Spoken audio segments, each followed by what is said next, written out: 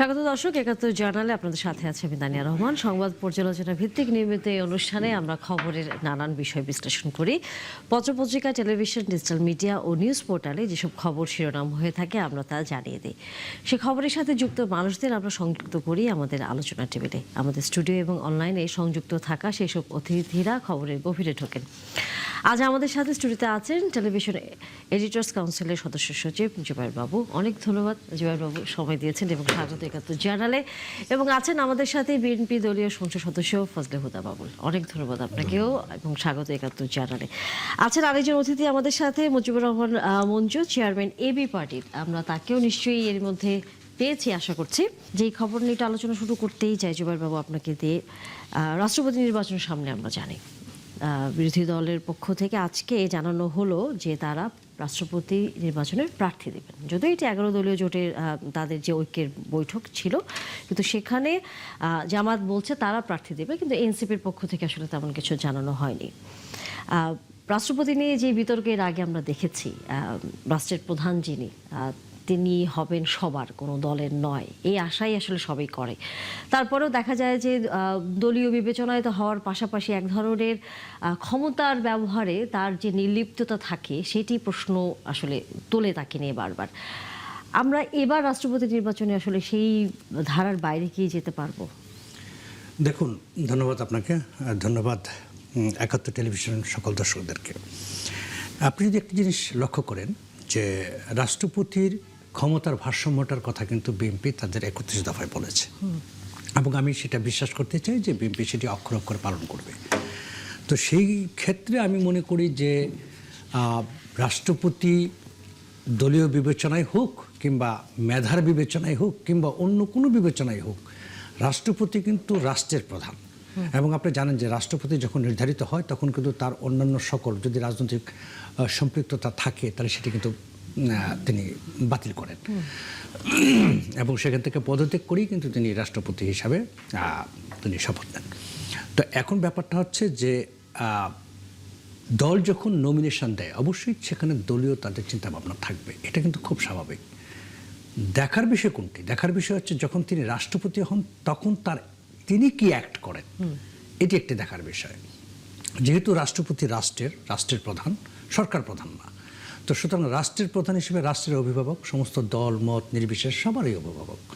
সেই হিসাবে আমি মনে করি যে যাকেই সিলেক্ট করুক না কেন, সেটা বিএনপি, স্বাভাবিকভাবে বিএনপি যেহেতু এখন সরকারি দল, তারা তাদের থেকে একজন প্রার্থী তারা দেবেন, এবং জামাত যদি প্রার্থী দেন তাহলে সেটা আমি সাধুবাদ জানাবো। এটি হচ্ছে গণতন্ত্রের সৌন্দর্য। এবং সেই ক্ষেত্রে ধরেন অবশ্যই এটা তো ভোটাভুটি হবেই, যদি দুজন প্রার্থী থাকে তাহলে তো খুবই ভালো। যে আমরা তো চাই যে এরকম একটি প্রতিযোগিতামূলকভাবেই একজন রাষ্ট্রপতি হোক যিনি সবার অভিভাবক হবেন। তো সেই ক্ষেত্রে আমি খুব ভালো দেখছি আসলে আগামী দিনটা। এবং পাশাপাশি রাষ্ট্রপতির হাতে যদি ক্ষমতাগুলো ধীরে ধীরে ভারসাম্য আসে এবং রাষ্ট্রপতিকে আরও কিছু ক্ষমতা দেওয়া হয়, শুধু ফিতা কাটা না, ফিতা কাটার বাইরেও অনেক কাজ আছেন রাষ্ট্রপতি করতে পারেন, এবং সেই কাজগুলো যদি তাদেরকে রাষ্ট্রপতিকে দেওয়া হয়, ন্যস্ত করা হয়, তাহলে কিন্তু দেখুন বর্তমানে আমরা দেখছি মাননীয় প্রধানমন্ত্রীর যে ব্যস্ততা এবং যে পরিশ্রম করছেন উনি 24/7, আমরা তো তাকেও একটু রিলিফ দিতে চাই। তো রাষ্ট্রপতি যদি কিছু কাজ করেন, তাই না?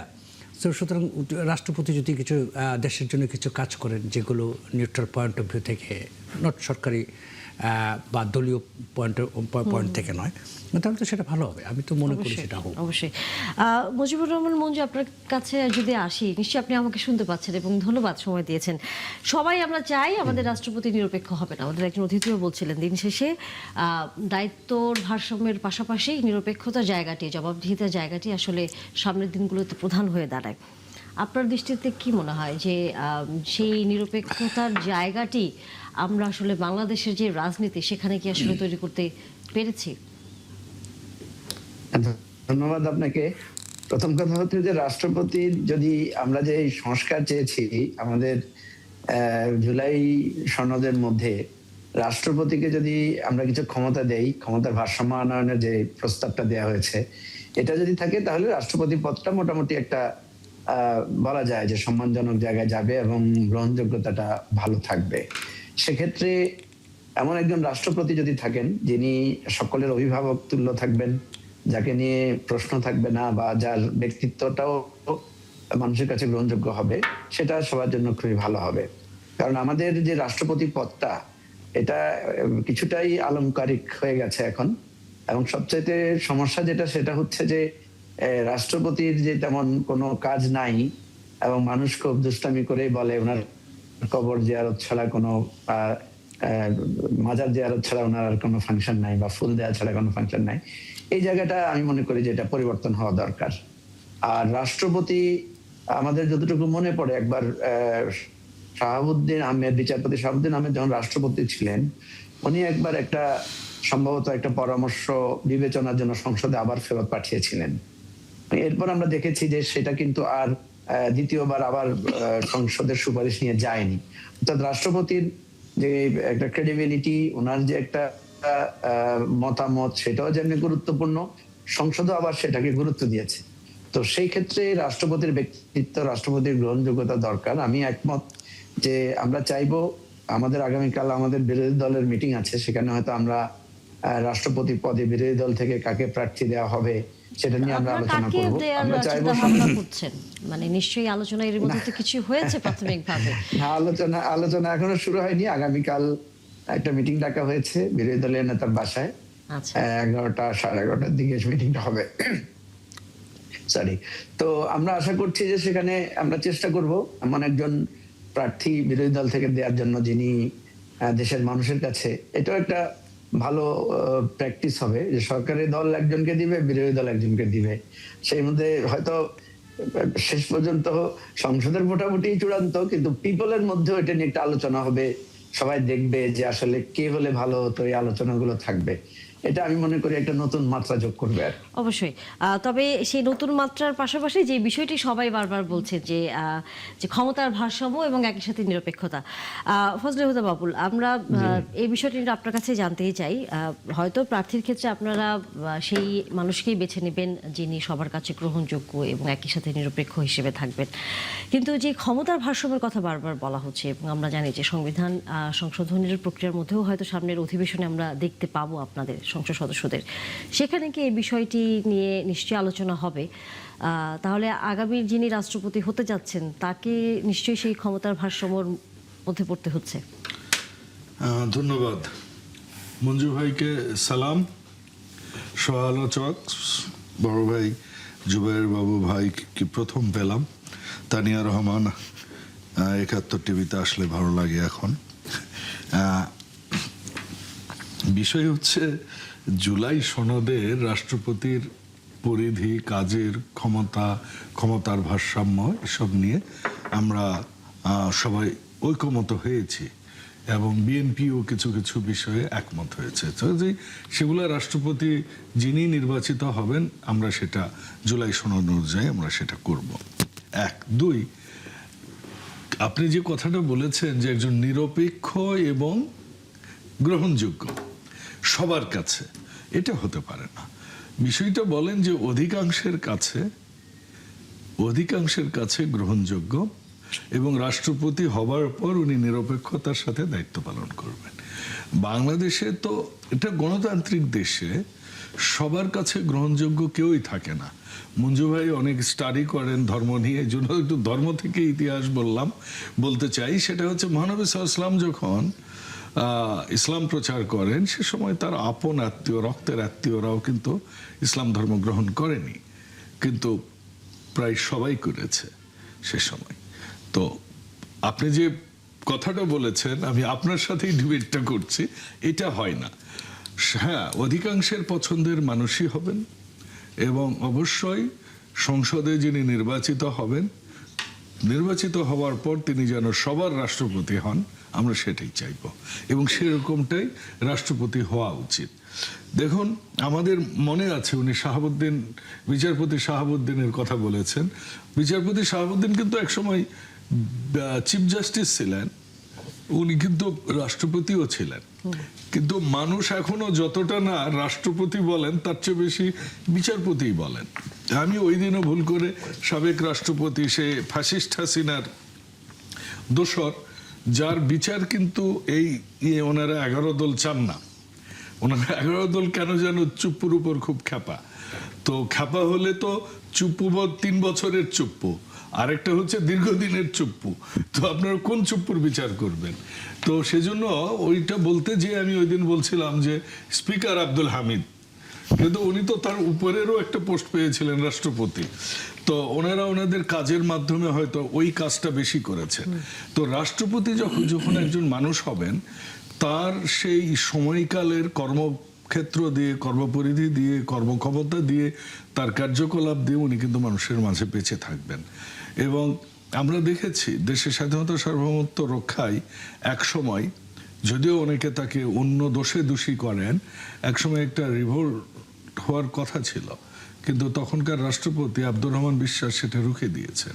আমি এই জন্য এটা বলছি যে রাষ্ট্রপতি কিন্তু শুধু ফিতা কাটার রাষ্ট্রপতি এখনো কিন্তু নয়। রাষ্ট্রপতি চাইলে, যে কথা এসেছে যে রাষ্ট্রপতি শাহাবুদ্দিন কিন্তু বিল ফেরত দিয়েছেন, এখনো অনেক অধিকার আছে। এখন ওই রাষ্ট্রপতিটা কতটুকু তার অধিকারটা দেশের স্বার্থে চর্চা করেন সেটা বড় কথা। আমরা আসলে সেই রকমই রাষ্ট্রপতি এখনো চাই। রাষ্ট্রপতি 3 বাহিনীর প্রধান, এবং এমনকি ঢাকা বিশ্ববিদ্যালয়ের উনি আচার্য এখনো, তাই তো বাবু ভাই? জি। তো অনেক কাজ, কিন্তু অনেক কাজ করেনও তারা, কিন্তু করার মতো সেই ব্যক্তিত্ব সম্পন্ন মানুষ আমরা চাই। এবং যিনি হোক, তিনি যেন বাংলাদেশের স্বাধীনতা, সার্বভৌমত্ব, সুনাম, বাংলাদেশের কে বিশ্বের দরবারে তুলে ধরা, রাষ্ট্রের অভিভাবক হিসেবে সকলের জন্য কাজ করেন। একটা উদাহরণ এই ফাঁকে আবারও দিতে চাই। আমি যখন ছাত্র, আমি ফরচুনেটলি উপাচার্য মনিরুজ্জামান স্যারকে পেয়েছি। ফরচুনেটলি আমি আমাদের বিশিষ্ট রাষ্ট্রবিজ্ঞানী এমাজউদ্দিন আহমেদ স্যারকে পেয়েছি ভিসি হিসেবে। আবার 96-এর দিকে কিন্তু আমি পেয়েছি একে আজাদ চৌধুরীকে। উনি একদম নিখাদ আওয়ামী লীগের মানুষ, কোনো বিয়ে নাই। উনি আওয়ামী লীগের উপদেষ্টা ছিলেন, কিন্তু উনি যখন রাষ্ট্রপতি হলেন, উপদেষ্টা থেকে উনি পদত্যাগ করলেন। এবং আমার কাছে, আমি ওনাকে নিয়ে যতগুলো অনুষ্ঠান করেছি, আমি বিতর্কের একটা সংগঠনের সভাপতি ছিলাম, সে কারণেই আমি কোনোটাতে তাকে অনিরপেক্ষ দেখিনি। উনি জানতেন আমি ছাত্র দলের ছেলে, জানবার পরও আমি ওনার অনেক ক্ষেত্রে নিরপেক্ষতা দেখেছি।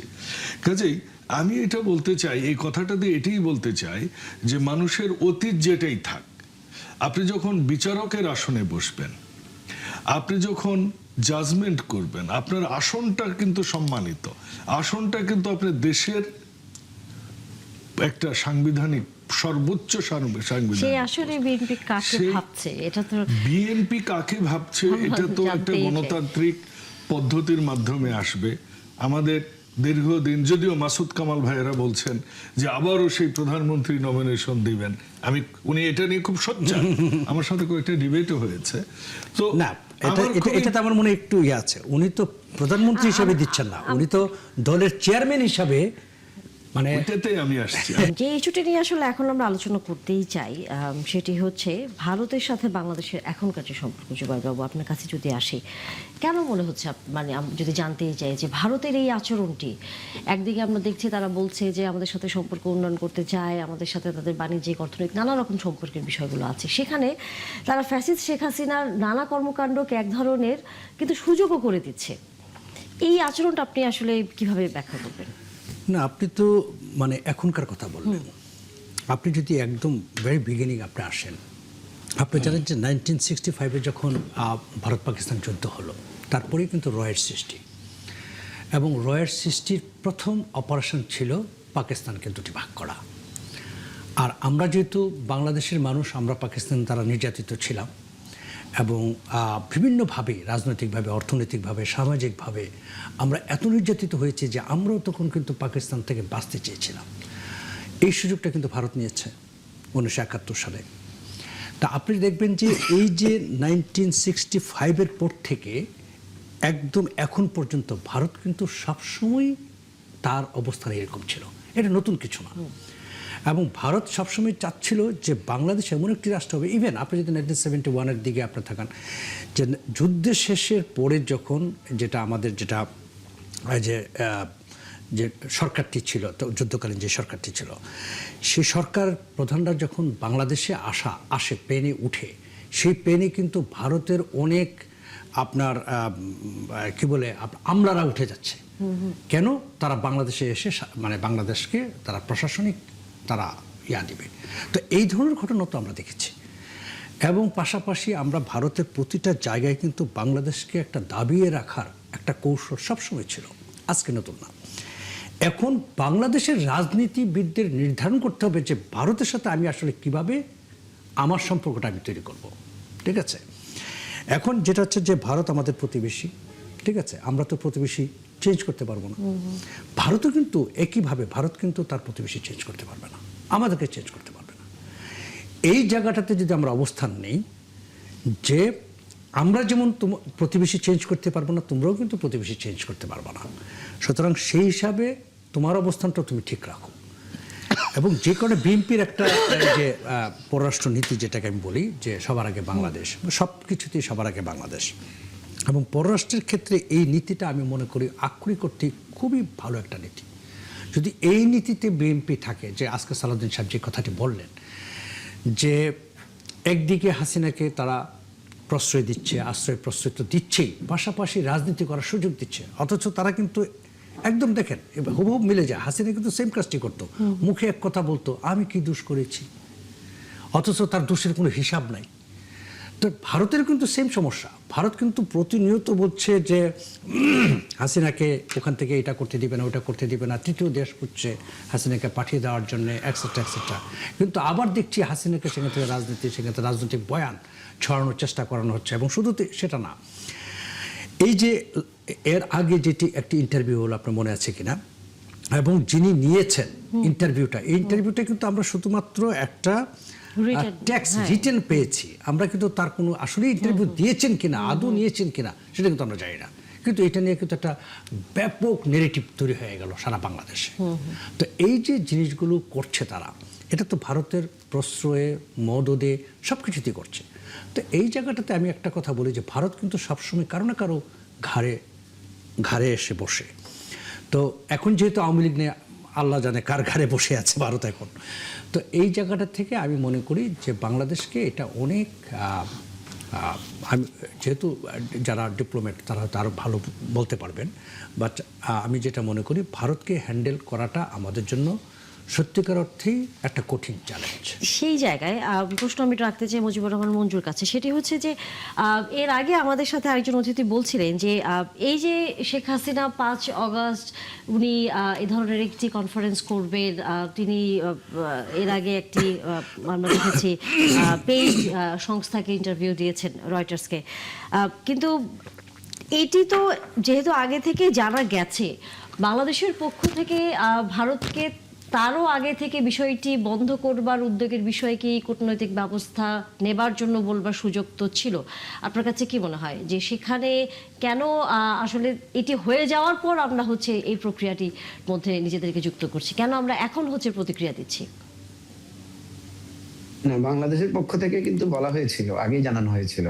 বাংলাদেশের পররাষ্ট্র মন্ত্রণালয় থেকে যে চিঠিটা দেওয়া হয়েছে, পররাষ্ট্র উপদেষ্টা ডাক্তার জাহিদ এবং পররাষ্ট্র প্রতিমন্ত্রী তিনজনই হাই কমিশনে সরি, হ্যাঁ, এটা আগেই জানিয়েছে। এটা বাবু ভাই আর বাবুল ভাই ঠিকই বলেছেন। আমাদের পক্ষ থেকে সেটা তাদেরকে সতর্ক করা হয়েছিল, অনুরোধ করা হয়েছিল যে ভারতের মাটি ব্যবহার করে শেখ হাসিনা যাতে সেখানে কোনো অপরাজনৈতিক তৎপরতা চালাতে। কিন্তু আপনারা তো বলছেন, যেমন নাহিদ ইসলাম আজকে বলছেন যে সরকারের অনেকটা আপোষের মনোভাবের কারণেই হচ্ছে এই ঘটনাগুলো করতে পারছে শেখ হাসিনা, সেখানে সরকারের অবস্থানটা খুব একটা কঠোর নেওয়ার যে বিষয়টি সেটা আসলে বাংলাদেশ সেভাবে বার্তা দিচ্ছে না। নাহিদ ইসলাম যেটা বলেছে, নাহিদ ইসলাম বলেছে যে বাংলাদেশে ভারতের যে রাষ্ট্রদূত আছে তাকে ডেকে আর একটু কঠোরভাবে প্রতিবাদ করা দরকার ছিল, উনি এটাই যোগ করেছেন।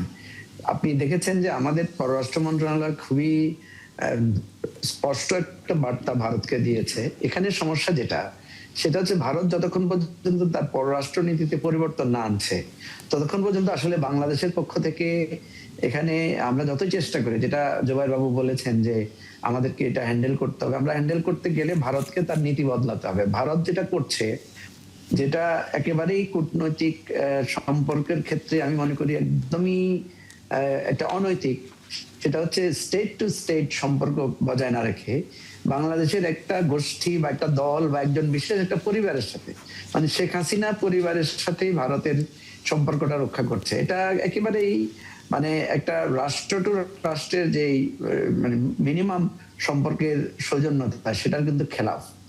ভারত যে কাজটা করছে সেটা হচ্ছে, এটা সারা পৃথিবীর কাছে স্পষ্ট হয়ে গেছে যে সে বাংলাদেশকে বিবেচনা করে না, সে শেখ হাসিনাকে আলাদা করে বিবেচনা করে। যার কারণে আপনি দেখবেন যে ভারত নিজে কিন্তু এখন একটা সমস্যার মধ্যে পড়েছে। এটা বিবিসি একটা রিপোর্ট করেছে গতকালকে, আমি সেটা শুনলাম। বিবিসি কিন্তু একটা রিপোর্টে ডিটেইল করেছে যে শেখ হাসিনাও এখন ভারতের কথা শুনছেন না। অর্থাৎ বিবিসি রিপোর্টটাতে আমি যেটা শুনলাম যে তারা শেখ হাসিনাকে অনুরোধ করেছে যে সে নেতৃত্ব থেকে যদি সে সরে দাঁড়ায় তাহলে আওয়ামী লীগকে একটা রিফর্ম করা, রিঅ্যারেঞ্জ করা যায় কিনা, সেটাতে উনি সাড়া দেন নাই।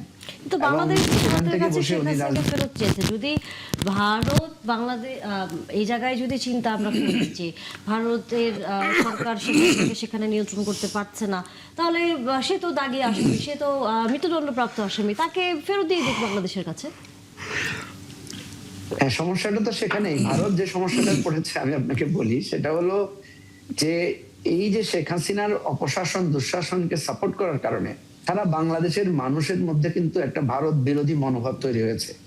আপনি দেখেছেন যে ভারতের এই নীতিটাকে কেউ পছন্দ করছে না। তো ফলে এখন ভারত পড়েছে দুটো সমস্যায়। শেখ হাসিনাকে যদি সে আশ্রয় না দেয়, তাহলে সে ভবিষ্যতে তার যে একটা ব্রোকার, তার যে একটা দালাল শ্রেণী তৈরি হওয়ার, সেটা কিন্তু চিরতরে বন্ধ হয়ে যাবে। মনে করবে যে তার দালালরা কিন্তু বিপদে পড়লে তার সাহায্য পায় না। এটা ভারতের জন্য একটা সমস্যা, এটা কিন্তু একটা চাপও তাদের কাছে, তাদের দেশে। ফলে সে একদিকে শেখ হাসিনাকে রক্ষা করার একটা দায় তার আছে, অপরদিকে শেখ হাসিনা একটা কথা বলেছিল, আপনার মনে থাকার কথা, যে ভারতকে আমি এত দিয়েছি যে সে এটার ঋণ সারা জীবনে শোধ করতে পারবে না। সুতরাং শেখ হাসিনাকে সে আশ্রয় দিয়ে সে ঋণটা কিছুটা শোধ করছে। কিন্তু অন দি আদার হ্যান্ড যেটা দাঁড়াচ্ছে সেটা হচ্ছে, শেখ হাসিনা যেহেতু একদম স্পষ্টত একজন আসামি এবং যার অলরেডি মৃত্যুদণ্ড ঘোষণা করা হয়েছে আইনগত প্রক্রিয়ায়, সুতরাং ভারত যত কথাই বলুক, বাংলাদেশের মানুষের কাছে তার এই নৈতিক পরাজয়টা বা নৈতিক দুর্বলতাটা রয়েছে। আমাদের বাংলা সিনেমায় একটা ডায়লগ ছিল, আমরা ছোটবেলায় শুনতাম, যে মানে ভিলেন নায়ককে বলে যে, সরি, ভিলেনকে নায়িকা বলে যে দেহ পাবি তো মন পাবি না। তো ভারত অ্যাকচুয়ালি ওইটাই করেছে, সে বাংলাদেশের মানুষের মন কোনোভাবেই সে আর পাচ্ছে না। সে আওয়ামী লীগের নেতাদের দেহটাকে সে এখন সংরক্ষণ করছে, কিন্তু এটার বিনিময়ে বাংলাদেশের মানুষের হৃদয়ের মধ্যে থেকে ভারতের প্রতি যে মানে সামান্যতম ন্যূনতম মঞ্জু ভাই একটা প্রশ্ন করতে চাই আপনাকে। মঞ্জু ভাই একটা প্রশ্ন করতে চাই। আপনি বলেন যে দেহ পাবি তো মন পাবি না, দেহ পাবি তো মন পাবি না আপনি বলেন। তো বাংলাদেশের জনগণের মানুষের মন পায়নি, তাহলে বাংলাদেশের দেহ কি পেয়েছে ভারত? বাংলাদেশের দেহ পায় নাই। ওই যে মানে বললাম তো, আওয়ামী লীগ আর আওয়ামী লীগের নেতাদের কিছু বডিলি তাদের, আওয়ামী লীগ তো বাংলাদেশ না, আওয়ামী লীগ তো বাংলাদেশ না, ঠিক আছে? আওয়ামী লীগ বাংলাদেশ না। আপনি নতুন দালালের কথা বলে, আরে আওয়ামী লীগের দালালের সাথে তুলনা করেছেন, হ্যাঁ, কিন্তু নতুন দালালও তো তৈরি করা যায়। আমি যেটা বলছি যে ভারত সমস্যা হচ্ছে যে সে যে নতুন দালাল তৈরি করবে, এই জায়গাটাতে মানে আমি বলছি পুরাটি ভারতের পররাষ্ট্রনীতিটা ভারতের পররাষ্ট্রনীতিটা এমন ভাবে বাংলাদেশে ধসে পড়েছে, এটা শুধু বাংলাদেশে না, আর তার অন্যান্য নেভারদের জায়গায়ও।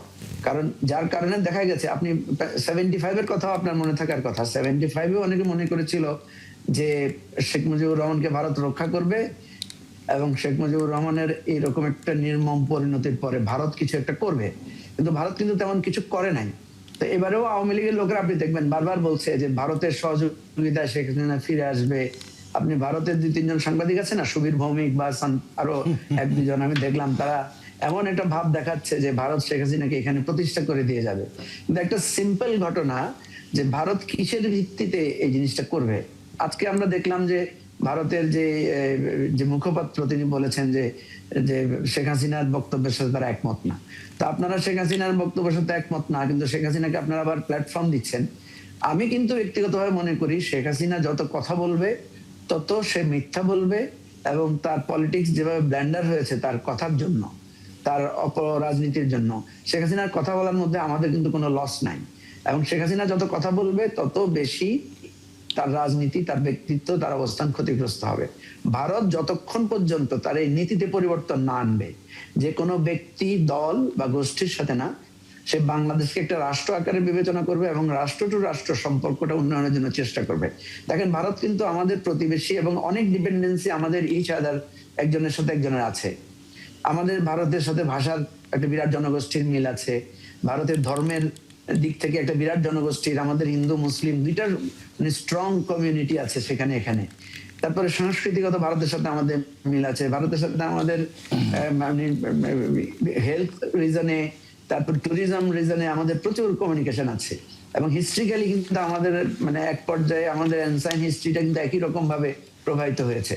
সুতরাং ভারতকে মনে রাখতে হবে, বাংলাদেশের সাথে তার এই সুসম্পর্ক রক্ষা করতে হলে তার এই ব্যক্তি প্রীতি, এবং আরো স্পেসিফিক্যালি বলতে গেলে এরকম একটা স্বৈরাচারী এবং ফ্যাসিবাদী শাসকের প্রীতিটা তার যে কত বড় ভুল, সেটা তো তারা যদি বুঝতে পারবে, ততই আমাদের এই সংকটটা দূরীভূত হবে, সংকটটা সহজ সমাধান হবে।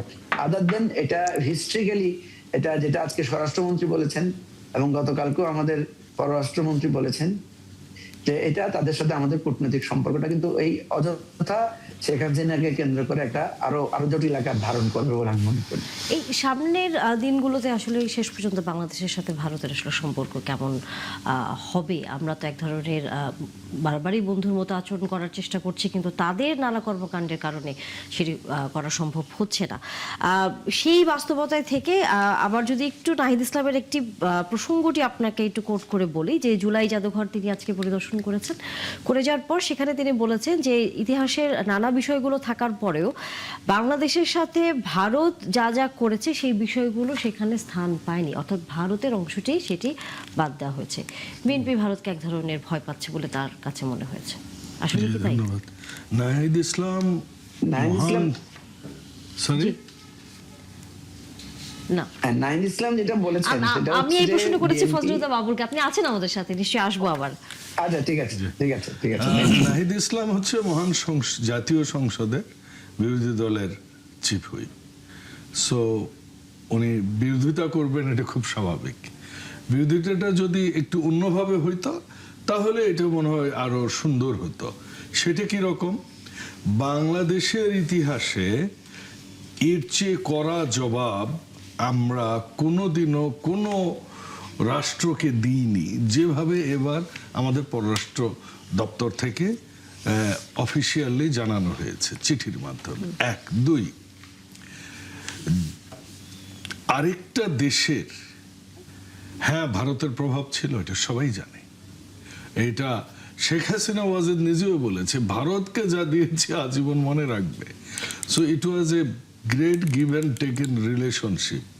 যেটা বলছেন যে একটা পরিবারের সাথে সম্পর্ক, মঞ্জু ভাই যেটা বললেন, ওখানে একটু কমপ্লিমেন্ট করে বলতে চাই, শেখ হাসিনা ওয়াজেদের সাথে সম্পর্কটা মূলত গান্ধী পরিবারের, যেখানে রাজীব গান্ধীর বাড়িতে দীর্ঘ 6 মাস ট্রেনিং প্রাপ্ত হয়েছেন উনি, থেকে খেয়ে বড় হয়ে তারপর পাঠিয়ে দিয়েছে। মোদির সাথে শেখ হাসিনার সম্পর্ক আমি যতটুকু মূল্যায়িত করি, এটা হচ্ছে একদম দেয়া নেয়া সম্পর্ক। হাসিনা সেটা নিজেই বলেছেন, সেটা হচ্ছে যা দিয়েছে আজীবন মনে রাখবে। এখন হাসিনার প্রতি সেই কৃতজ্ঞতাটা তারা প্রকাশ করছে, কারণ করে দেখাচ্ছে যে আমি তোমার কাছে অকৃতজ্ঞ নই। বিষয় হচ্ছে যে কথাটা বলেছেন, দেহ আর মনের বিষয়। কিন্তু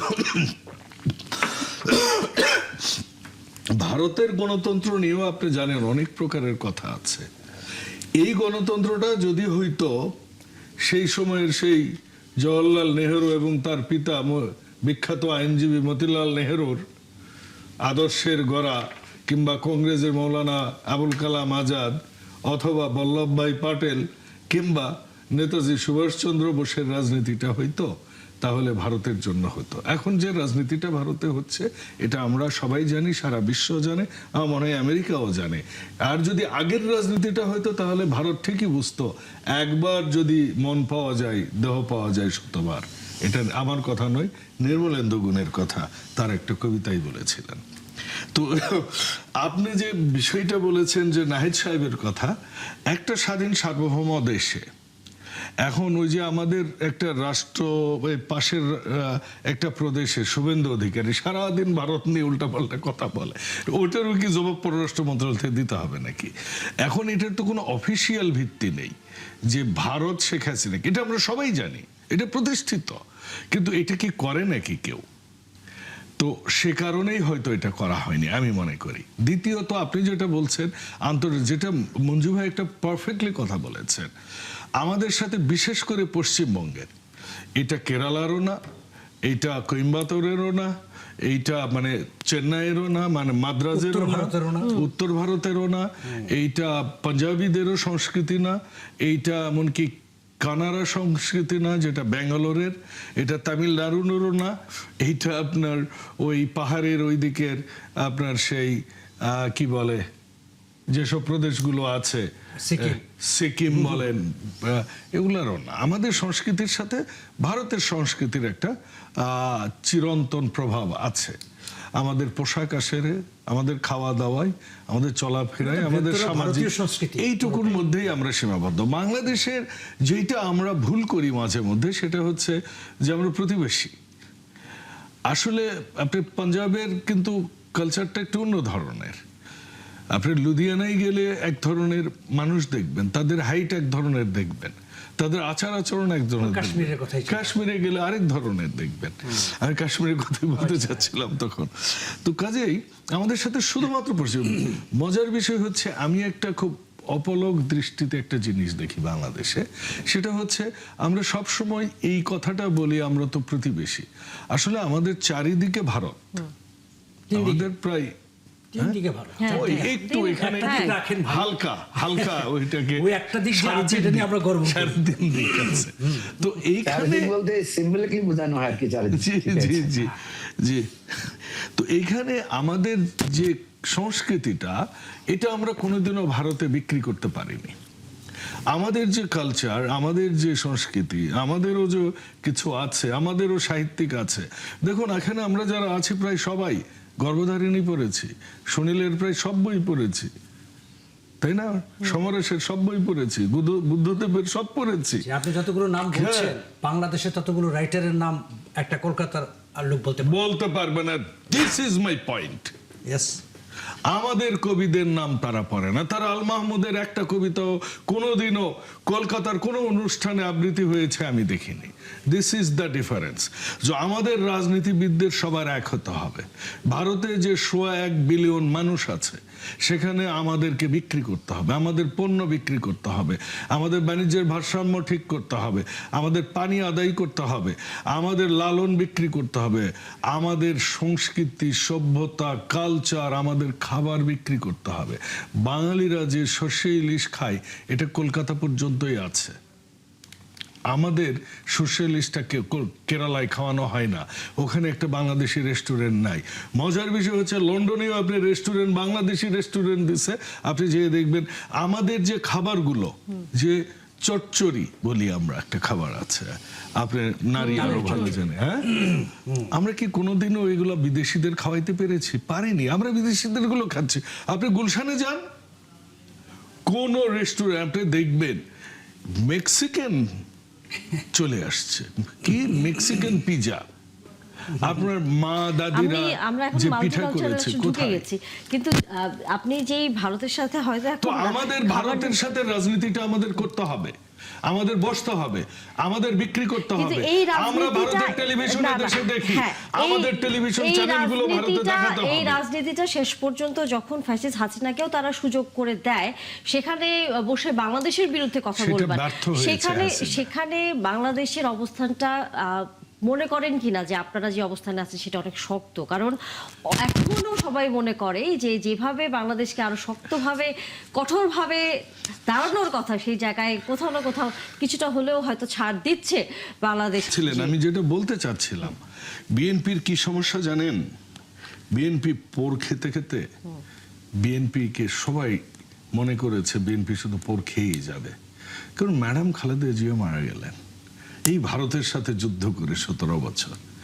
কাদম্বিনী মরিয়া প্রমাণ করিল কাদম্বিনী মরে নাই। তারপরও ওনাদের সন্দেহ যায় না। আর এই 11 দলের মঞ্জু ভাইরা গোপনে বৈঠক করে আর সারাদিন ভারতের বিপক্ষে বলে। সারা দিন রাত বললেও কি কোনো কাজ দিবে? আরে ভাই, আমাদের দেশের কথা তো তামিলনাড়ুতে পৌঁছে না, আমাদের দেশের কথা তো কানাডায় পৌঁছে না, আমাদের দেশের কথা কিন্তু পৌঁছে না রে ভাই। এটা আমাদের বুঝতে হবে। আমাদের পৌঁছানোর জন্য আমাদের তাদের সাথে বসতে হবে, আমাদের এক্সচেঞ্জ করতে হবে যে তোমার কাছ থেকে আমি জিরা নিব, ঠিক আছে, আমার বিক্রমপুরের পুলি পিঠা তুমি নিবা। কিন্তু আমরা এটা বলতে ব্যর্থ হই। আমরা তাদের টেলিভিশন চ্যানেলগুলো এখনো দেখছি, আমাদের কোনো টেলিভিশন চ্যানেলগুলোকে আমরা দিল্লিতে দেখাইতে পারি না। আমি দিল্লিতে থেকেছি 6 বছর, বোম্বেতে 3 বছর, আমি পাইনি আমার চ্যানেলগুলো। তো এই যে একটা আমাদের পার্থক্য, আমাদের রাজনীতিবিদদের সবার এক বাক্যে পররাষ্ট্র নীতিগুলোর ক্ষেত্রে সবাই এক হতে হবে। এবং সেইটা হয়ে আমি বলি, বিএনপি যদি ভারতের সাথে, আবারও একটা কথা বলি, আপনার চ্যানেলে একবার আমি অনলাইনে এই ডেটা দিয়েছিলাম, বেগম খালেদা জিয়ার 2001 থেকে 5 শাসন আমলে পাটের অ্যান্টি ডাম্পিং শুল্ক দেয়া হলো। ভারতের সাথে আমরা দেন দরবার করলাম, রাজি হলেন না ওনারা। আমাদের কিন্তু তখন থেকে পাটের চাষের উপর একটা এসেছে। ম্যাডাম খালেদা জিয়া তারপর এটা নিয়ে বিচার চিঠি লিখেছে নরেন্দ্র মোদীকে, উনি রাজি হন নাই। নরেন্দ্র মোদী না, তখন ছিলেন আপনার পাগড়ি পরার মনমোহন সিং। তারপর এটা গেছে আপনার ম্যাডাম খালেদা জিয়া এটা WTO-তে পর্যন্ত নিয়েছে, ওয়ার্ল্ড ট্রেড অর্গানাইজেশনে, এবং রায় বাংলাদেশের পক্ষে নিয়ে এসেছেন। আপনারা মানে এই যে মানে খামাখা বিএনপিকে, আমি জানি না কেন এই ন্যারেটিভটা তৈরি হয়েছে। আমরা তো রাজনীতিই তো করেছি, ভারত বিরোধী রাজনীতি। ভারতের চোখে চোখ রাখবার কারণেই তো জনাব তারেক রহমানকে আজকে এই আয়নাঘরের মতো জয়েন্ট ইন্টারোগেশন সেলে যে বিরোধী পক্ষে যারা, তারা হচ্ছে গোপনে বৈঠক করছে, কিন্তু উপরে করেছে। মুজিবুর রহমান মঞ্জু, আসলেই কি আপনারা এরকম বৈঠক করেছেন ভারতের সাথে? কাকে আমাকে জিজ্ঞেস করছেন? না, উনি যেটা বলেছেন যে জামাতকে ইঙ্গিত করে বলেছেন যে জামাতের সাথে ভারতের, আপনারা তো জামাতে জুটে আছেন না আপনারা? হ্যাঁ, আমি সেটাই বলছি, উনি জামাতকে মেনশন করে বলেছেন।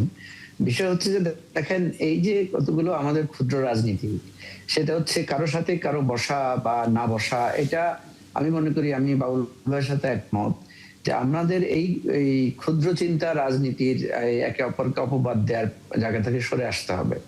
প্রথম কথা হচ্ছে, ভারত বিরোধী রাজনীতি আমরা কেন করব? কারণ আমি একটা দেশের বিরোধী কেন হব, বা বাংলাদেশ বিরোধী আরেকজন কেন হবে? কথা হচ্ছে, আমি একটা স্বাধীন সার্বভৌম রাষ্ট্র, তারা একটা স্বাধীন সার্বভৌম রাষ্ট্র। তারা আমাদেরকে স্বাধীনতা যুদ্ধে সহযোগিতা করেছেন, অবশ্যই সেটার জন্য আমরা কৃতজ্ঞ। কিন্তু এর মানে এটা না যে আমি তার সারা জীবন তার পদানত হয়ে থাকবো, তার কথায় চোখে চোখ রেখে কথা বলতে পারবো না। আমাদের ইন্টারিম গভর্নমেন্টের আমলে যে নীতিটা গ্রহণ করা হয়েছে, সেটা হচ্ছে যেটা ফজলুদ্দাহ বাবুল ভাই বলেছেন যে এবারেই প্রথম এ ধরনের কঠোর বার্তা দেওয়া হয়েছে। বিষয়টা কিন্তু সেরকম না। ইন্টারিমের সময় আপনি দেখেছেন যে তাদের রাষ্ট্রদূতকে ডেকে প্রতিবাদ জানানো হয়েছে আপনার সীমান্ত হত্যার ব্যাপারে। আমাদের ভারতের সাথে বেসিক্যালি আমরা তো দেখছি ডাকা হচ্ছে, বলা হচ্ছে, কিন্তু শেষ পর্যন্ত ভারত তো কোনো কিছুই হচ্ছে শুনছে না কথা। তানিয়া, সেটা তো সেই কথাটাই তো আমি বলেছি যে এটা তো ভারতের পররাষ্ট্রনীতির ফেলিওর। ভারতের যেই পররাষ্ট্রনীতিটা সে গ্রহণ করেছে, সে চায় বিএনপিকেও সে তার প্রধানত বানাতে চায়, সে জামাতের সাথে গোপনে বৈঠক করতে চায় কেন? প্রত্যেকটা জিনিসে সে চায় যে সবাই তার করেছে বলে তো আসলে বিভিন্ন জায়গায় খবরও আছে। সেটা আমি বলছি, আমি ভারতের জায়গাটা থেকে বলছি যে সে বিএনপি যদি তার সাথে আজকে হাত মিলিয়ে ফেলে, তাহলে সে মানে তার কোনো সমস্যা নাই। কথা হচ্ছে এখানে হাত মেলানোর প্রশ্ন আসবে কেন? এখানে বশ্যতা স্বীকারের প্রশ্ন আসবে কেন? এখানে প্রশ্নটা তো হচ্ছে আমার সাথে তোমার যে বিষয়গুলো আমাদের দেনা পাওনার বিষয়। একটা জিনিস সত্য, আমি আমার স্বার্থ দেখবো, ভারত ভারতের স্বার্থ দেখবে। ভারতের কাছে আমার স্বার্থ কি? ভারতের কাছে আমার স্বার্থ হচ্ছে আমার পানির ন্যায্য হিস্সা, আমার সীমান্তে সে যেভাবে আমাকে বৈষম্যের শিকার করে, আমার লোকজন হত্যা করে, সেটা না করা। আর সবচাইতে বড় ইস্যু হচ্ছে যে বাংলাদেশের পলিটিক্সে সে ইন্টারফেয়ার করবে না। আমিও ভারতের ইন্টারনাল পলিটিক্সে ইন্টারফেয়ার করবো না, এবং সেই জন্যই তো ভারত আমাদের সাথে যে বন্দি বিনিময় চুক্তি যেটা করেছে, বন্দি প্রত্যার্পণ চুক্তি, এটা তো ভারত নিজের স্বার্থেই করেছে। কারণ ভারতের বিচ্ছিন্নতাবাদীরা আমাদের দেশে এসে আশ্রয় নেয় বা আমাদের এখানে থাকে, আমাদের জেলখানায় ছিল, আমাদের এখান থেকে পরের বড়ুয়া, তারপরে আরো দুই একজনকে এভাবে আমাদের কিন্তু তাদের কাছে আমরা হস্তান্তর করেছি। কিন্তু দেখেন তারা কিন্তু এখনো ওসমান হাদি হত্যাকারীকে মানে হস্তান্তর করে নাই, শেখ হাসিনার মতো একটা ফাঁসির আসামিকে তারা এখন হস্তান্তর করছেই না। তো ভারতের এই জায়গাটায় একটা জিনিস ভারত যতক্ষণ পর্যন্ত না বুঝবে, আমাদের শৈশবে মনে আছে, বাবুল ভাই ভালো বলতে পারবেন, আমাদের এখানে কপিল দেবের পোস্টার, সচিন টেন্ডুলকারের পোস্টার, আজহারউদ্দিনের পোস্টার ঘরে ঘরে লাগানো ছিল। কিন্তু এখন আপনি কোথাও ভারতীয় প্লেয়ারদের কোনো পোস্টার দেখবেন না, মিডল ক্লাসেও দেখবেন না, গ্রামে গঞ্জেও দেখবেন না।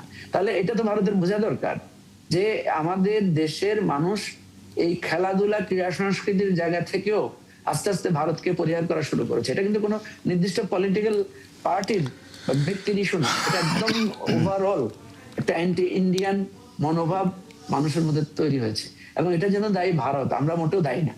তো সেজন্য বলছি যে আমাদের এই জায়গাটায় ভারতকে বোঝাতে হবে, এবং ভারতের যারা এই ধরনের একচক্ষু নীতিতে বিশ্বাস করেন বা একচক্ষু নীতির বাইরে যে সমস্ত মানবাধিকার কর্মীরা আছেন, তাদেরকে এটা বুঝিয়ে কনভিন্স করতে হবে।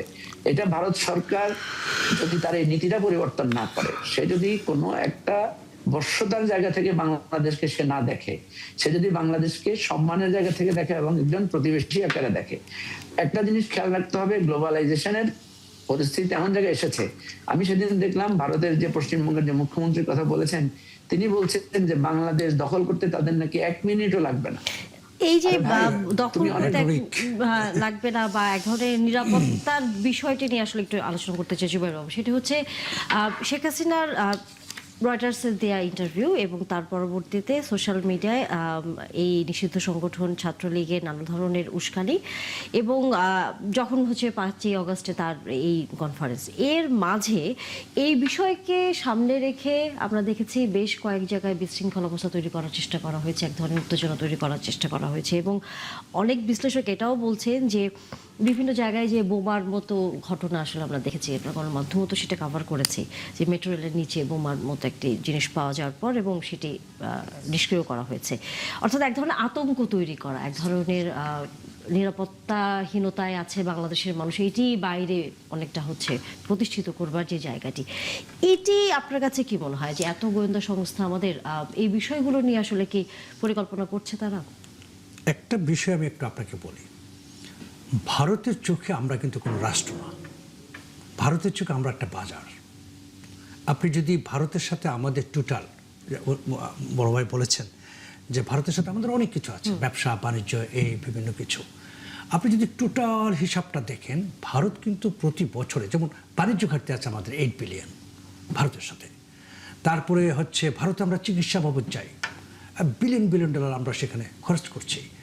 আপনি জানেন কিনা, ভারতে আমরা হচ্ছে 2nd লার্জেস্ট টুরিস্ট, ভারতের প্রায় 23% টুরিস্ট হচ্ছে বাংলাদেশি ভারতের।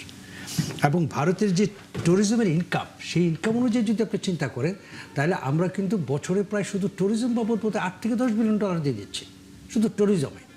আচ্ছা, তার মানে হচ্ছে টোটাল হিসাবটা যদি করেন, বাণিজ্যিক ভারসাম্য, হ্যাঁ বাণিজ্যিক ভারসাম্য, এই তো সেটাই বললাম যে 8 বিলিয়নের কথা বললাম। হ্যাঁ, তো সবকিছু মিলে আপনার প্রায় ভারত কিন্তু প্রতি বছরে বাংলাদেশ থেকে 50 বিলিয়নের মতো অ্যারাউন্ড নিয়ে যেত বাংলাদেশ থেকে, 50 বিলিয়ন। এটা কিন্তু খুব খুব সাধারণ বিষয় না। হাসিনা আমলে একটু অ্যাড করি, কমপ্লিমেন্ট করি, এই ফ্যাসিস্ট আমলে সারা পৃথিবীর মধ্যে ফরেন এক্সপার্টদের রেমিটেন্সের ক্ষেত্রে বাংলাদেশের স্থান ছিল 4র্থ সারা পৃথিবীর মধ্যে, মানে ভারতীয় রেমিটেন্সের ভিতরে, ভারতের রেমিটেন্সের ভিতরে। হোয়ারএস আমরা যে রেমিটেন্স ইনকাম করি সেখানে এই পুরো লিস্টে ভারত নাই। ভারত নয়। আপনি পয়েন্টটা বুঝেন তো। আচ্ছা, যাই হোক, এখন আমি যেটা বলতে চাচ্ছি, ভারতের চোখে আমরা একটি বাজার। ভারত কখনো আমাদেরকে রাষ্ট্র হিসাবে দেখে নাই। আমার মনে হয় না 71-এর পর থেকে তারা কখনো দেখেছে। তারা রাষ্ট্র এই বাজারটা বড় হতে দিয়েছে, তারা এই বাজারটাকে সুন্দর করতে দিয়েছে, সেটা অন্য প্রসঙ্গ। কিন্তু তারা আমাদেরকে সবসময় বাজার ভেবেছে, এবং যেই কারণে আপনি দেখবেন যে এই যে আমরা যেটা বলছি যে পলিটিক্যালি তাদের সাথে আসলে কিভাবে আমরা আচরণটা করব। আচরণটা তখন করবেন আপনি যখন রাষ্ট্র বনাম রাষ্ট্র হয়। আমরা কিন্তু আমি মনে করি বাংলাদেশের কোনো মানুষ ভারত বিরোধী না, ভারতের নীতি বিরোধী। সো এই যে নীতিগুলো তারা প্রণয়ন করে বাংলাদেশকে কেন্দ্র করে, সেটা কিন্তু হচ্ছে এই বাজার কেন্দ্রিক নীতি। কারণ বাংলাদেশটাকে যেহেতু তারা বাজার মনে করে সেই হিসাবে, সুতরাং এই বাজারে তো তাদের লোকজন লাগবে, এই টাকাটা উঠাবে, মানে ভাড়া দিবে, টাকা উঠাবে, এই লোক লাগবে না? এই লোক রাখার জন্য তারা এই আওয়ামী লীগকে সবসময় পছন্দ ছিল, পছন্দের তালিকা তারা প্রথম। তাছাড়া তো জামাত ইসলাম, তো আপনি জানেন যে জামাত ইসলাম তো অ্যাকচুয়ালি ভারতীয় পার্টি, ভারতে তার প্রতিষ্ঠান, এবং বাংলাদেশ আমি যেটা বলি মাল্টিন্যাশনাল কোম্পানির মতো। এবং এই মাল্টিন্যাশনাল কোম্পানি জামাত ইসলাম আপনি দেখেন বাংলাদেশের একমাত্র বিদেশি দল বাংলাদেশ এই মুহূর্তে। সো এই যে ধরেন আজকে ইভেন আপনি যদি খেয়াল করে দেখেন তাদের একটা এক্সিবিশনের ভিতরে যেভাবে তারা সাজিয়েছে শেখ মুজিবুর রহমানের ছবি টবি সহ, সেখানে যেটা নিয়ে বিতর্ক আছে যে সেখানে জিয়াউর রহমানের ছবি নেই। তো এই যে বিষয়গুলো দেখলে আপনি টোটালটা দেখবেন যে তারা কিন্তু এখন বাংলাদেশে আমার মনে হয় যে তারা নতুন দালাল খুঁজছে। বড় ভাইয়ের ভাষায় বললাম যে দালাল, নতুন দালাল খুঁজছে। নতুন দালাল হয়তো পেয়েও যেতে পারে। এখন প্রশ্ন হচ্ছে অতিভক্তি চোরের লক্ষণ। আপনি যখনই দেখবেন যে এই ধরনের ভক্তিগুলো করে তারা, কেউ কেউ যেমন এই যে শেখ মুজিবকে বিশাল ফলাও করে আবার নতুন করে নিয়ে আসা, এটা কিন্তু অতিভক্তির লক্ষণ। ঠিক আছে, শেখ মুজিব হচ্ছে ভারতের প্রতীক। আমাদের বাংলাদেশে ভারতের প্রতীক হচ্ছে শেখ মুজিব। সেই শেখ মুজিবকে আমি আবার ফলাও করে মানে আমার সামনে নিয়ে আসছি। তার অবদানকে আমি অস্বীকার করছি না। তার অবশ্যই বাংলাদেশের একজন রাজনীতিবিদ, তার অনেক অবদান রয়েছে। এই যে জামাতেরও অনেক ভুল রাজনীতি আছে, আমি মনে করি বাংলাদেশে এই ভুল রাজনীতি থেকে বেরিয়ে আসতে হবে। যদি আমরা সত্যিকার অর্থে ভারতের সাথে যদি আমরা একটা ভালো জায়গা অবস্থানে, রাজনৈতিকভাবে ভালো অবস্থানে যেতে চাই, রাষ্ট্র বনাম রাষ্ট্রে, তাহলে প্রথমে ভারতের থেকে এটা বোঝাতে হবে যে আমরা বাজার না, আমরা রাষ্ট্র। তো এই কাজটা প্রথমে আমাদের করতে হবে, এবং সেটার জন্য একটা সম্মিলিত একটা প্রচেষ্টা, সমস্ত রাজনৈতিক দলের সম্মিলিত প্রচেষ্টা লাগবে। কিন্তু যখন বিরোধী দলের এই ধরনের আচরণ হয় তখন কি আসলে সব রাজনীতি না? জামাত ইসলাম দেখেন, জামাত ইসলাম কিন্তু ভুল আজকে থেকে করেনি। 1947-এ তারা ভুল করেছিল, তারা 1971 সালে ভুল করেছিল, রাজনৈতিক ভুল। তারা 86-তে ভুল করেছে, রাজনৈতিক ভুল। ইভেন 24-এর পরে জামাত ইসলামের হাতে একটা দারুণ সুযোগ আসছিল তাদের সমস্ত ভুলটাকে ঢেকে একটা সুন্দর রাজনীতি করার। কিন্তু আমরা কি দেখলাম? আমরা কিন্তু ভয় পেয়ে গেলাম, যেভাবে জান্নাতের টিকিট বিক্রি করা শুরু হয়ে গেল। তো এই যে সমস্ত কিছু মিলে জামাতের, আমি মনে করি তারা সবসময় রাজনীতিতে ভুল করে। তো রাজনৈতিক ভুলটা যদি তারা না করে, বরং তাইলে কিন্তু বাংলাদেশের জন্য, বাংলাদেশের রাজনীতির জন্য, এবং যেই বাংলাদেশটাকে আমরা নিয়ে যেতে, ওই যে সংস্কার বলি না, জুলাই সনদ, আমাদের মঞ্জু ভাই যখন প্রথমে শুরুই করলো জুলাই সনদ দিয়ে, তো জুলাই সনদ ততক্ষণ পর্যন্ত, এই জুলাই সনদ বাস্তবায়ন হবে না যতক্ষণ পর্যন্ত আপনার নিজের ভিতরে সংস্কার প্রতিষ্ঠা না করবেন। মুজিবুর রহমান মঞ্জু, আপনার কাছে এই প্রশ্নটি, আপনার কাছে কেন মনে হচ্ছে বিএনপি তার 31 দফার যে প্রতিশ্রুতি দিয়েছে সেটি পালন না করেই জুলাই সনদ যে অক্ষরে অক্ষরে পালন করার কথা বলছে, সেখানে একটা আপনার কথাতে মনে হচ্ছে আপনি একটু অবিশ্বাসী করছেন? আমি আজকে আমাদের একটা মিটিং ছিল, ওই একটা নেজাম ইসলাম পার্টির, ওদের মিটিং এই আমি কথাটা বলেছি যে আপনি দেখবেন যে বিএনপির যে 31 দফার সূচনাতেই তারা বলেছে যে তারা প্রতিহিংসার রাজনীতির চর্চাটা করবে না। তো এই জন্য আমি বলেছি যে আমরা সম্প্রতি দেখতে পেলাম যে বিভিন্ন শিক্ষা প্রতিষ্ঠানে এবং সিলেটে, হবিগঞ্জে ছাত্র নেতাদের বিভিন্ন কথাকে কেন্দ্র করে তারা এক ধরনের প্রতিশোধ স্পৃহা, যার কারণে হবিগঞ্জে কিন্তু একটা ছেলে চোখ নষ্ট হয়েছে, আলিফ নামের একটা ছেলে। আর ঢাকায় আমরা দেখলাম বিভিন্ন শিক্ষা প্রতিষ্ঠানে, বিশেষ করে আলিয়া মাদ্রাসার দেখলাম যে অনেকগুলো গ্লাস ভাঙছে বিএনপির যুব দলের, ছাত্র দলের ছেলেরা গিয়ে। তো এই যে ধরেন প্রতিশোধ, প্রতিহিংসা, সামান্য নিজেদের মধ্যে যারা জুলাই আন্দোলনে একসাথে ছিল তাদের মধ্যে এক ধরনের কথার পার্থক্য নিয়ে এ ধরনের প্রতিশোধ প্রতিহিংসাটা আমি বলেছি যে এটা 31 দফার লঙ্ঘন। এরপরে 31 দফার 8ম এবং 9ম দফায় আপনি দেখবেন ওখানে বলা আছে যে স্বায়ত্তশাসিত প্রতিষ্ঠান, সাংবিধানিক প্রতিষ্ঠান, এই ধরনের যতগুলো প্রতিষ্ঠান আছে সবগুলোতে নিয়োগে বিএনপি এক ধরনের সর্টিং করবে এবং এই দলীয়করণের জায়গাটা থেকে বেরিয়ে এসে মেধা এবং যোগ্যতার জায়গাটাকে প্রায়োরিটি দিবে। কিন্তু আমরা দেখেছি যে বিএনপি পর্যন্ত যতগুলো নিয়োগ দিয়েছে ম্যাক্সিমাম ক্ষেত্রে এই ধরনের কোনো প্রসেস ফলো করা হয়নি, সেটা দলীয়ভাবেই তারা নিয়োগ দিয়েছে। তো সেই জন্য, এবং এর বাইরে আরো অনেক কিছু আছে, যেমন প্রতিশ্রুতি ছিল যে ইলেকট্রিসিটির দাম বাড়ানো হবে না, গ্যাসের ব্যাপারে এক ধরনের প্রক্রিয়া করবে, অনুসন্ধান করবে, বিএনপির এই স্থায়ী পদক্ষেপ নেবে। 31 দফার প্রতিশ্রুতির সাথে জুলাই সনদ প্রতি মানে বাস্তবায়নের সম্পর্কটা যদি একটু বলতেন, মানে কেন মনে হচ্ছে দুটো তো দুই জিনিস, একটা তো দলের আরেকটা তো রাষ্ট্রের। জুলাইয়ের বিষয়গুলোই তো 31 দফার আলোকে কিন্তু জুলাই সনদ হয়েছে। আপনি জুলাই সনদে দেখবেন যে প্রথম যেটা করা হয়েছে সাংবিধানিক সংস্কার, এটা বিএনপির 31 দফা এটা আছে। বিএনপির 31 দফায় আছে এই বিচার বিভাগকে তারা পৃথক করবে, বিচার বিভাগকে স্বাধীনতা দিবে, এটাই তো জুলাই সনদে আছে। সুতরাং যারা বিএনপির 31 দফারই প্রথম দফায় লঙ্ঘন করে, 8ম 9ম দফারই কোনো মানে বাস্তবায়ন করে না। ভাই, আমি একটা প্রশ্ন করতে চাই আপনাকে। জুলাই সনদের, আচ্ছা আমি বলছি, জুলাই সনদের অক্ষর অক্ষরে বাস্তবায়নের বিশ্বাসযোগ্যতাটা সেখানেই হয় না।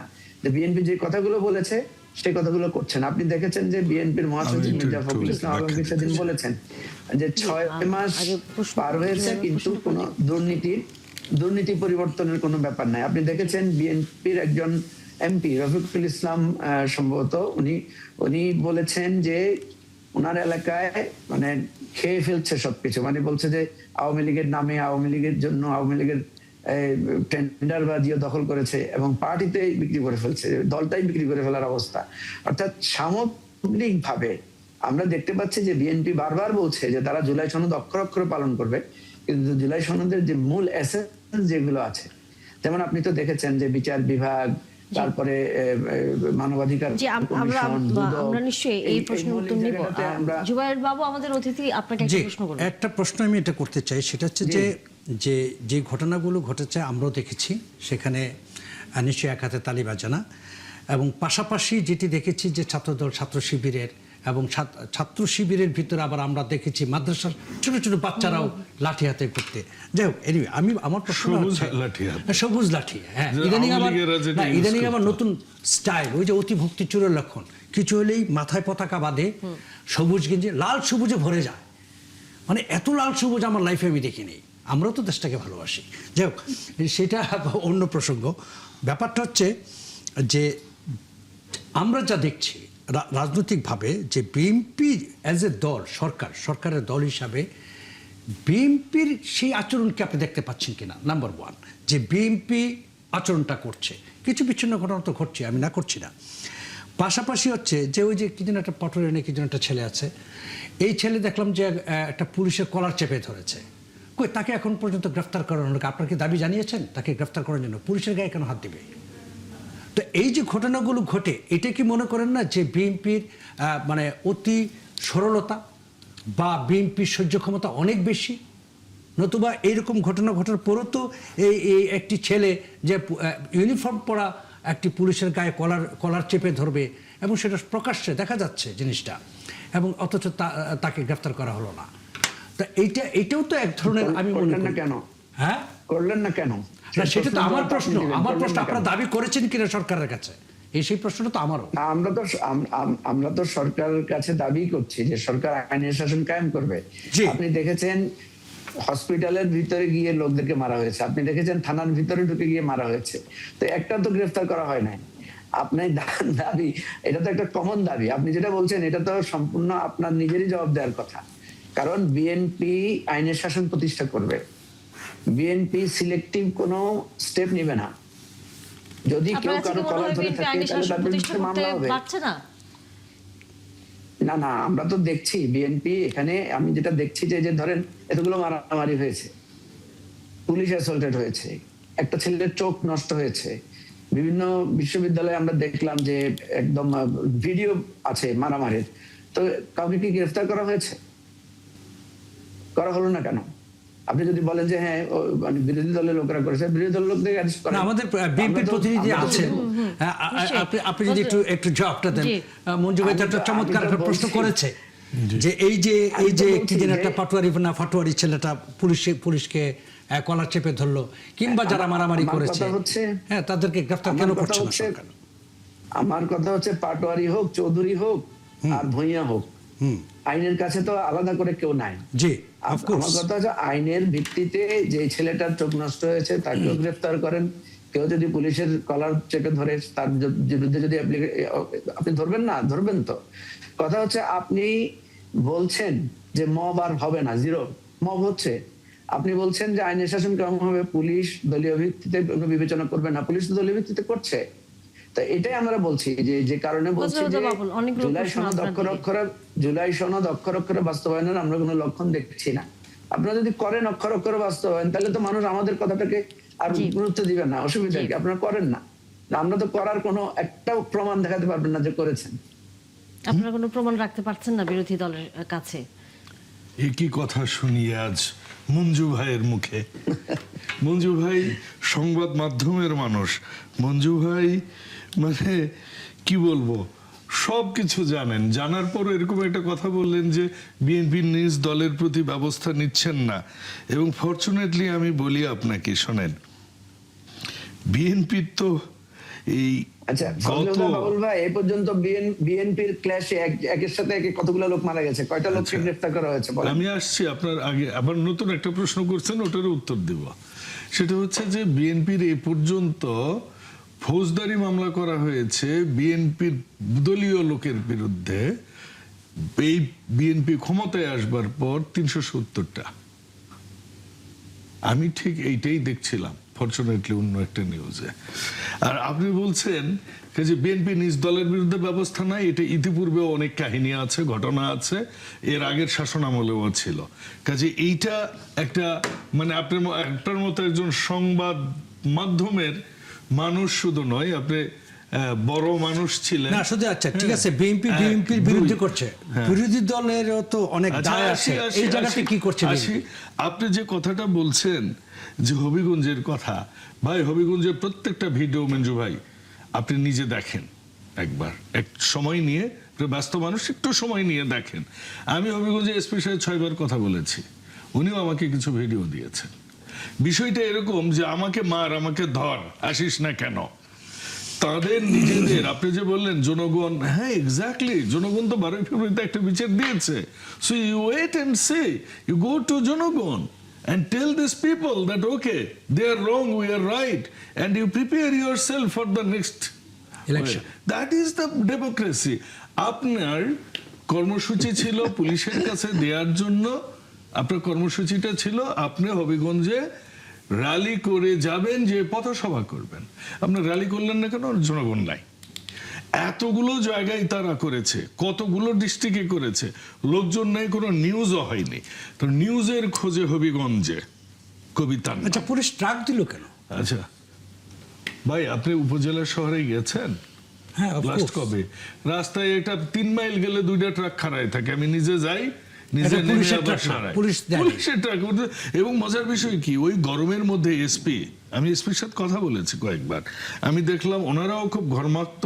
এসপি কে বলতে, তাহলে ট্রাক দিলেন? আচ্ছা বালি ছিল, ওই ট্রাকে আপনি বালি দিয়েছিলেন? মানে নিউজ বানানোর কত অপচেষ্টা গেল। আলিফের জন্য সত্যি আমার সমবেদনা। আমি আলিফদের মতো ছেলেদেরকে বলি, রাজনীতির খপ্পরে পড়বেন না। আর ব্যক্তিগতভাবে আমি তো মনে করি যে ইন্টারমিডিয়েটের আগে বাচ্চাদের রাজনীতিতে যাওয়া উচিত। না, আপনি যদি আপনি যেটা বললেন, আপনি একজন সরকারি দলীয় এমপি, আপনি বললেন যে কিছু ছেলে এমন একটা পজিশনে গেল যে আমাকে মারেন, তাই তো? আচ্ছা, তাইলে সেই ক্ষেত্রে তারা যদি আইন হাতে তুলে নেয়, হ্যাঁ, তার মানে হচ্ছে তো তারা তো আসলে এক ধরনের ক্র্যাশ করতে চাচ্ছে পুলিশের সাথে। তাহলে সেখানে আইন হাতে তুলে নেওয়ার পরে তাদেরকে গ্রেফতার করা হলো না কেন? আচ্ছা, এখন আসেন এটার উত্তর দিই আপনাকে। যখন সেখানে এই সমাবেশটা হলো, সুন্দরভাবে হয়ে গেল, কথা ছিল পুলিশ বের হবে, মাঝে তারা থাকবে, তাদের নিজস্ব, এটা এমন না যে গণমাধ্যমের নিজস্ব, তাদের নিজস্ব ভাড়া করা একটা গণমাধ্যমের ইয়ে ছিল, মাইক্রো ছিল, তারা আগেই বের হয়ে গেছে। আর এই নাসির তো ভাই আমার আসনে যখন গেছে, আমার উপজেলায় আমাকে পুরো রাত জেগে থাকতে হয়েছে, আমার প্রত্যেকটা ছেলেকে ফোন দিতে হয়েছে, ভাই নো কিচ্ছু করা যাবে না, আরে ভাই তারেক রহমানকে এগুলো বলে আমরা রাখবো নাকি, ওরে ঢুকতেই দেব না। শেষে কি হয়েছে, লোকজন হয়নি, স্কুলের মাঠে ছিল, মাঠে লোকজন হয়নি, পরে শহীদ মিনারে আসছে, তাও ডিক্লার দিছে 3 ঘন্টা আগে যে আমরা ছোট বাচ্চারা আসলে তাদের ফুটবল দিব। হাফ প্যান্ট পরা 275-এর মধ্যে 150 জন ছিল হাফ প্যান্ট পরা ফুটবলের জন্য। এইটা যেটা হয়েছে, ওখানকার লিডারশিপটা যদি একটা একটা করে ছাত্রদল এবং বিএনপি পন্থী ছেলেদেরকে আটকাই রাখতো, এটা খুব কঠিন কাজ ওইখানে। কারণ উনি আবার ওই লোকাল মানে নেতার সম্পর্কে, গৌস ভাই একজন সিনিয়র নেতা, এমনকি উনি জেলে থেকে মেয়র নির্বাচিত হয়েছেন এবং পার্লামেন্টের সম্মানিত উনি হুইপ, তাকে নিয়ে যখন উল্টাপাল্টা কথা বলেছে, এটা তো কিন্তু রাজনীতির যে পরিবর্তনের কথা আসলে আমরা বারবার বলি, আমি সেটি আসলে পরিবর্তনের খুব কথা একটা বলছি, পরিবর্তনের এখন কথা এই আমরা জায়গাতেই দেখছি না। তানিয়া, আমি একটু বলি। আমি বলি, আমাদের হাতে সময় আসলে 1 মিনিট। আমি লাস্ট বলি, উনি আইনের শাসনের কথা বলছেন। জি। আমার উপজেলায় ক্লাস 5-এর একটা বাচ্চা বৃষ্টির দিন স্কুলে গেছে, স্কুল মানে একটা কিন্ডার গার্ডেনে, এটা কিন্ডার গার্ডেনটা চালাইতেন পাশের উপজেলার জামাতের আমির, তাকে ধর্ষণের চেষ্টা করা হয়েছে, তাকে পরদিন উপজেলায় যেতে হয়েছে, মেয়েটাকে, বাচ্চা মেয়েটাকে জেলায় যেতে হয়েছে জবানবন্দি দেওয়ার জন্য, পরিশেষে মামলা হয়েছে। জামাতের 2 নেতা আমির, রোকন, সংসদ সদস্য, তারা আমাকে এটা তদবিরের জন্য ফোন দেয়। এসপি আমাকে বলে, ভাই জামাতের অমুক নেতা ফোন দিয়েছে, কি করব। কত মর্মান্তিক, এখন পর্যন্ত দল থেকে পর্যন্ত বহিষ্কার হয়নি। না, আরো আমাদের আরো না বলবো? না সংসদ সদস্যদের যে আরো ধরনের বলবো? কাহিনী আমরা কম বেশি জানি। লজ্জা লাগে যে আমি রাজনীতিতে এসেছি, এখনো আমরা যুবকদের কর্মসংস্থান করতে পারিনি, এখনো মানুষের স্বাস্থ্য দোরগোড়ায় পুষতে পারিনি, পুলিশকে এখনো তাদের এই যে আতুর শেষ হয়নি, আতুর ঘর থেকে শেষ হয়নি, নারী কাটা হয়নি, সে একটা গণতান্ত্রিক ভাবে যে দল হয়েছে, এইসব পরিবর্তন এই পরিবর্তনগুলো করবে বর্তমান সরকার। আমরা আশা রাখতে চাই মুজিবুর রহমান মঞ্জু এবং একই সাথে ফজলে হুদা বাবুল এবং জুবায়ের বাবু 47 সাল থেকেই, 65 সাল থেকে, 71 সাল থেকে কোনোদিনও বাংলাদেশের স্বাধীন রাষ্ট্র বলেনি। আর বাংলাদেশেরও একসময় পররাষ্ট্র, গত 17 বছর পররাষ্ট্র ছিল। এই জন্য আপনি যদি একটা মুভি দেখেন, যেটা বললাম প্রিয়াঙ্কা চোপড়ার গুন্ডে মুভিতে, আমরা আবারও এই আলোচনাগুলো তুলে থাকলো, আমরা নিশ্চয়ই আবারও অন্যদিন আপনাদের সাথে কথা বলবার সুযোগ হবে। অনেক ধন্যবাদ আপনাদের সবাইকে। দর্শক, আপনারা সাথে ছিলেন আলোচনায়, আবার দেখা হবে।